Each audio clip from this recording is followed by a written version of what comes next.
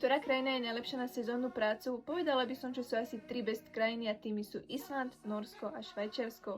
Vo Švajčiarsku by ste mali zarobiť čo najviac 3 až 4 tisíc v čistom, ale systém je postavený tak, že to zamestnávateľia celkom často zneužívajú a nemusí to byť až také rúžové. Plus vo Švajčiarsku musíte platiť aj zdravotné poistenie, ktoré vás vyjde na 400 eur mesačne, a to teda koľko zarobíte záleží od konkrétneho zamestnávateľa. Island. Toto je pravdepodobne best option, pretože zákony sú veľmi dobre postavené v prospech zamestnancov. Dostávate vysoké príplatky za prácu po 5, za nadčasy a za prácu cez víkendy, čo v ostatných krajinách nie je povinné. No a teda realisticky si viete zarobiť až 3000 eur v čistom, bez toho, že máte nejaké ďalšie výdavky. Norsko je skvelé pre milovníkov prírody a voľného kempovania, a čo sa týka sezónnej práce v hoteli, dostanete približne 206 norských na hodinu, čo je približne 17 až 18 eur v hrubom.